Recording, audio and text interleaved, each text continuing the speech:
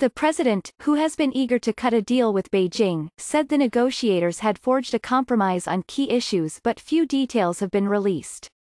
Washington, President Trump delayed his own deadline to increase tariffs on Chinese goods on Sunday as his administration continues a months-long effort to persuade Beijing to make significant structural changes to its economy that have so far proved elusive. Mr. Trump, in a tweet on Sunday, said he would delay a Friday deadline to increase tariffs on $200 billion in Chinese imports, citing substantial progress during a week of trade talks in Washington between American and Chinese officials. The president, who has been eager to cut a deal with Beijing, said the negotiators had forged a compromise on key issues, including China's requirement that American companies hand over valuable intellectual property and technology as a condition of doing business in China, as well as more purchases of American agriculture and energy products, like liquid natural gas. But in a hint of how fluid the talks remain, the two sides did not sign an official agreement and the White House did not release details on any agreements. Mr. Trump said he hoped to sign a final deal in person in a meeting with President Xi Jinping of China, most likely in March at Mar-a-Lago, the president's Palm Beach resort, but no new deadline was set. As a result of these very productive talks, I will be delaying the U.S. increase in tariffs now scheduled for March 1, Mr. Trump wrote. Assuming both sides make additional progress, we will be planning a summit for President Xi and myself, at Mar-a-Lago, to conclude an agreement. A very good weekend for US and China. The extension will prevent the United States from increasing tariffs on $200 billion of Chinese exports to 25% from 10% on March 2.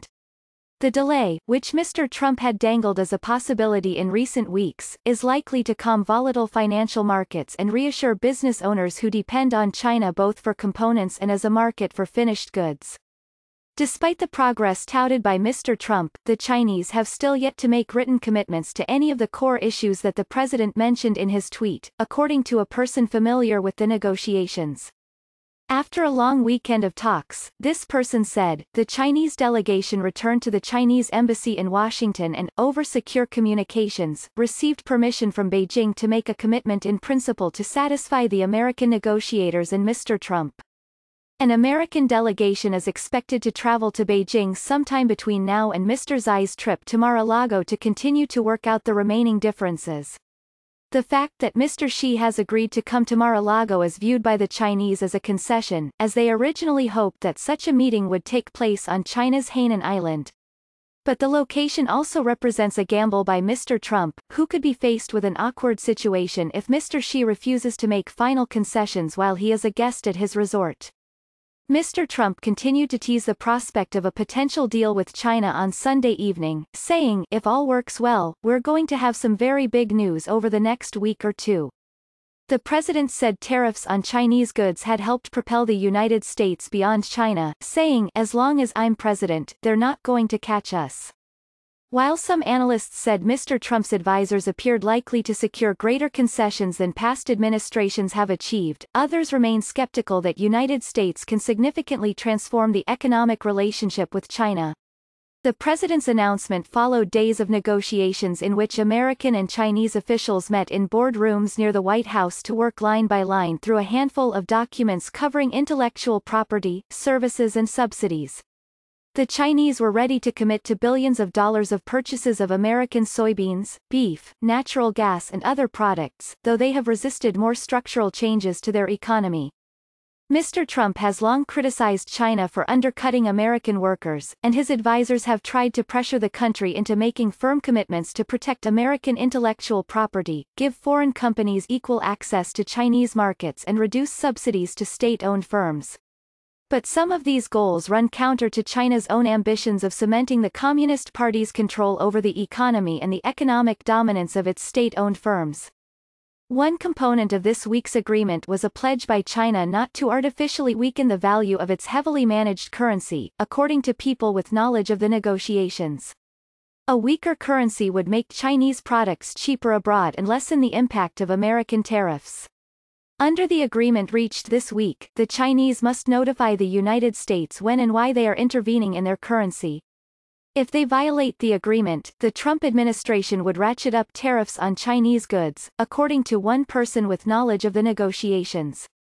Brad Setzer, a senior fellow for international economics at the Council on Foreign Relations, said the currency commitment made sense in light of the Trump administration's goal of lowering the gap between what the United States sells to China and what it imports. That so-called trade deficit in goods totaled $382 billion in 2018. I don't see how you can credibly try to bring the bilateral deficit down if China doesn't make a commitment to resist further depreciation, Mr. Setzer said. A weaker yuan encourages U.S. firms to import more from China, it makes U.S. exports in China more expensive, and this would work against the administration's goal of a more balanced trading relationship.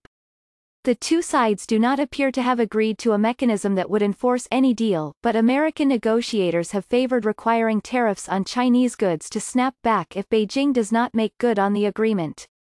My guess is that the Trump administration prefers the simplest, most unilateral approach that makes it easy for them to be judge and jury. Scott Kennedy, a China scholar at the Center for Strategic and International Relations, said of the enforcement mechanism.